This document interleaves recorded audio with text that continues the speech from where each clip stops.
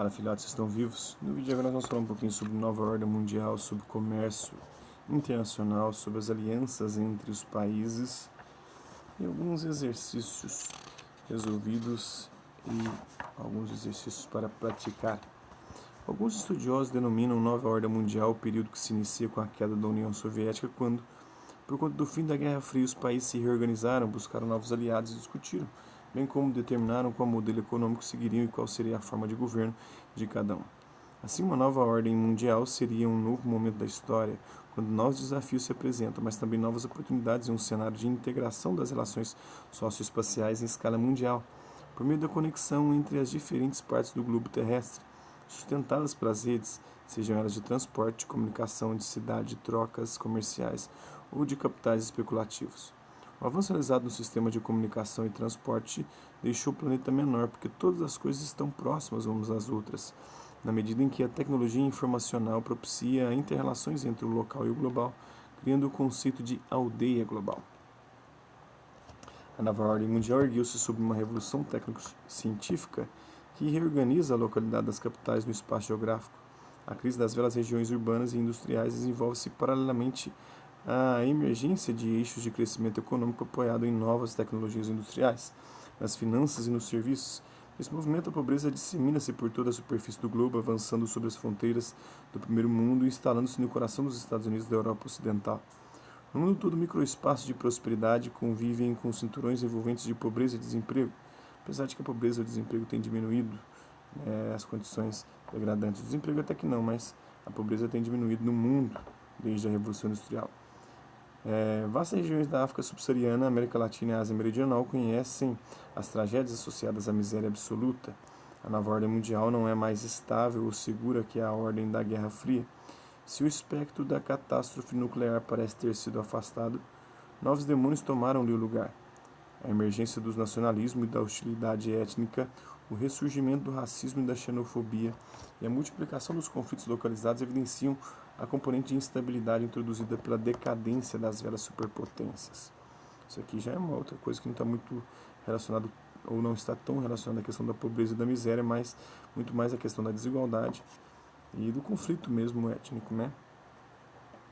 E essa desigualdade muitas vezes responsabilidade, a culpa é colocada, seja nas etnias diferentes, nos outros povos, nas outras raças, ou em ideologias ou partidos políticos que eles consideram inimigos negativos.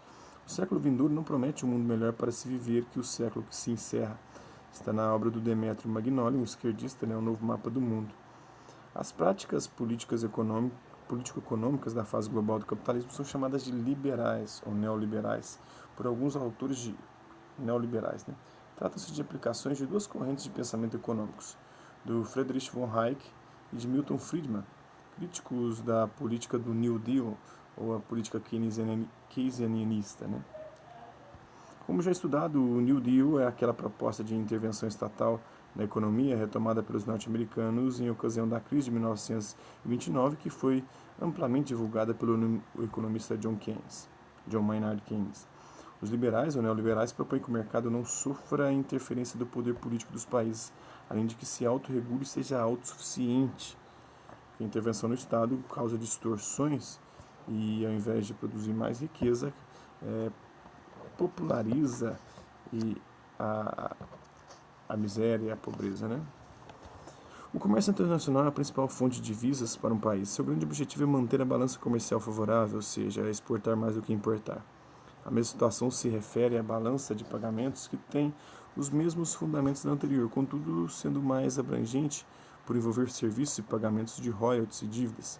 Para o Brasil, a participação no comércio internacional gera grandes transformações, tais como a integração econômica com o Mercosul, processo de privatizações de empresas estatais, desnacionalização da economia e aumento de dependência de investimentos estrangeiros.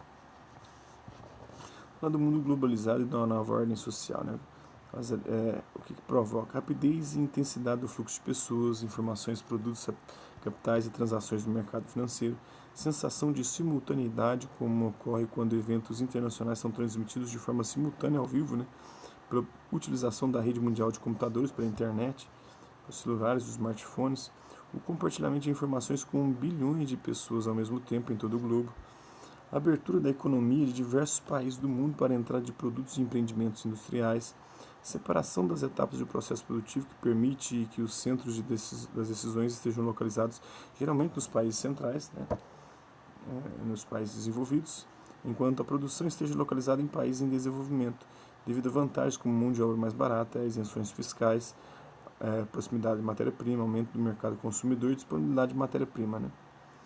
Maior intercâmbio cultural entre as diversas nações do mundo e, ao mesmo tempo, a ampliação da cultura de massa, cultura massificada através dos meios de comunicação, da mídia, da indústria cultural. Ordem mundial multipolar, com diversos países no comando desse processo, como os Estados Unidos, Alemanha, Japão, Inglaterra, mais recentemente também a China, entre outros países que estão emergindo aí. A formação de blocos econômicos para fortalecer a economia regional e permitir que os países integrantes sejam mais competitivos na economia globalizada. O surgimento de cidades globais que concentram produtos e serviços de diversas partes do mundo, bem como centros financeiros e as sedes de empresas.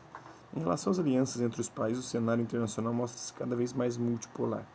Há grandes polos políticos e econômicos, como a União Europeia e a União das Nações Sul-Americanas, a Unasul, a Comunidade Econômica Euroasiática, a Eurasec, e os BRICS, Brasil, Rússia, Índia, China e África do Sul. Até em 4 de outubro de 1957, quando os soviéticos colocaram em órbita o primeiro satélite artificial, o Sputnik I, o mundo vivia sob tensão constante. Hoje a Guerra Fria não existe mais, mas o clima no espaço ainda está longe de refletir o ambiente de interação globalizada que mudou a economia, a política e a ciência em terra firme.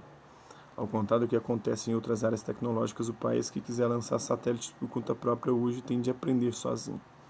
Os americanos não querem que a tecnologia de lançadores de satélites, que pode ser utilizada para lançar bombas, caia na mão de determinados países, mesmo que sejam amigos.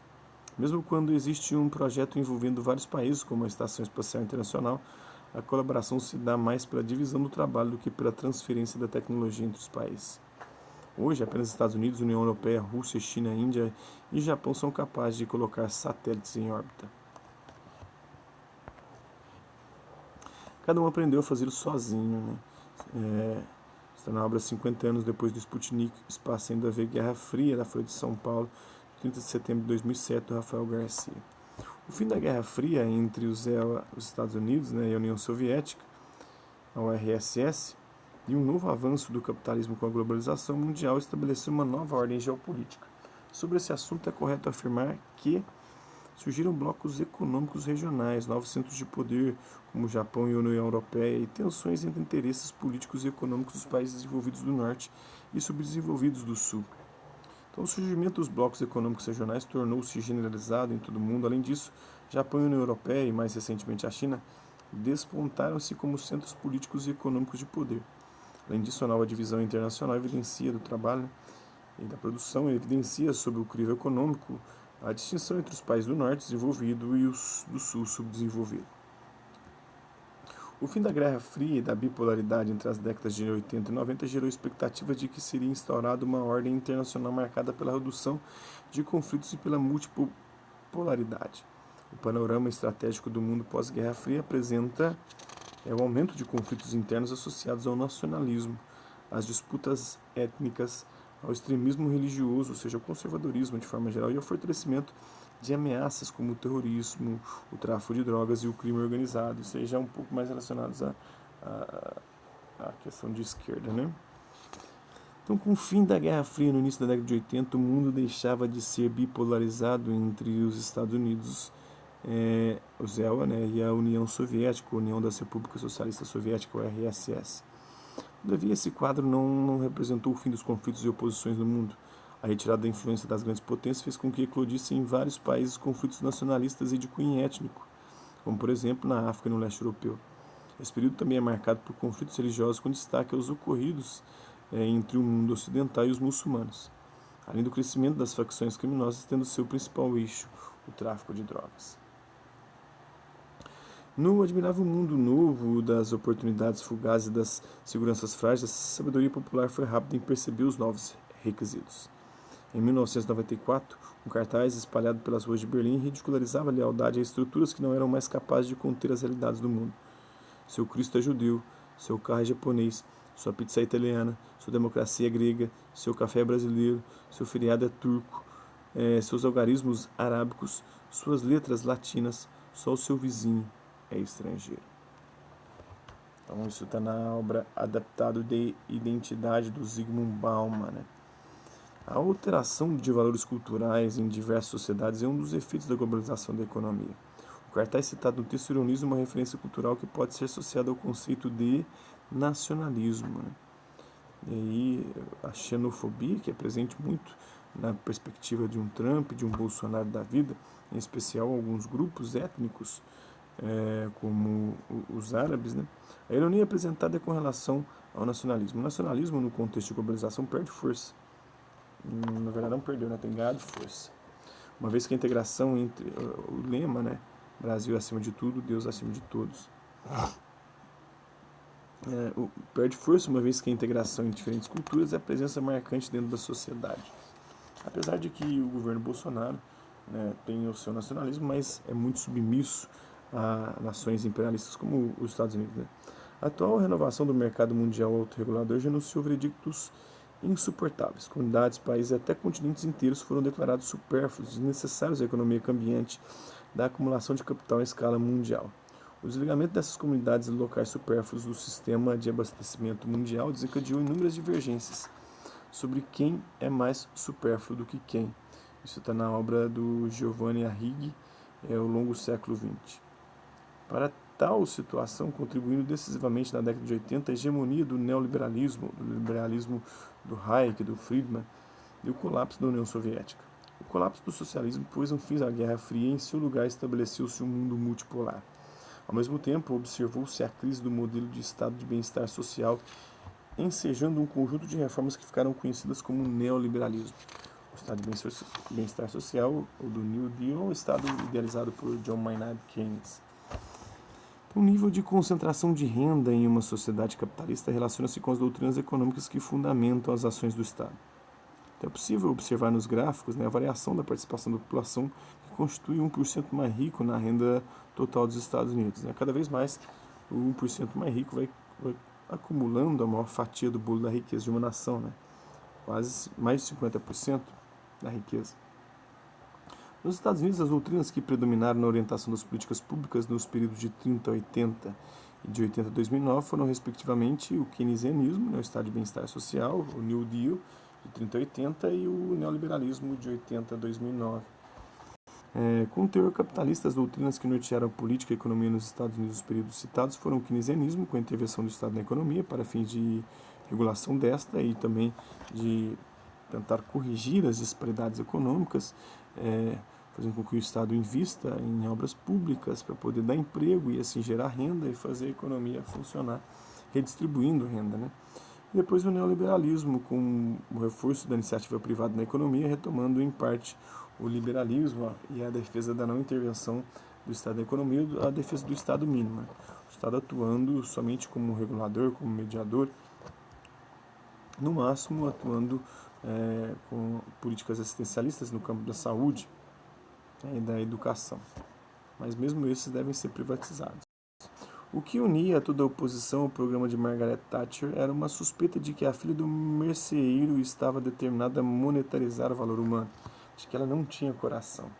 Mas se os leitores de hoje voltassem no tempo até o fim dos anos 70, poderiam ficar irritados ao descobrir que a programação da TV do dia seguinte era um segredo de Estado que não se compartilhava com os jornais. Thatcher transformou de tal maneira a vida cotidiana que hoje mal nos damos conta.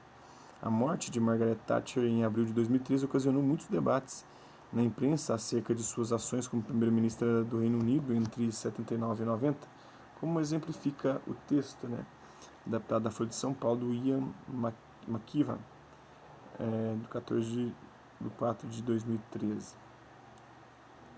No contexto internacional da época, a política econômica da governante britânica foi associada a estratégias vinculadas à prática do corporativismo. No final da década, na verdade, do neoliberalismo, né?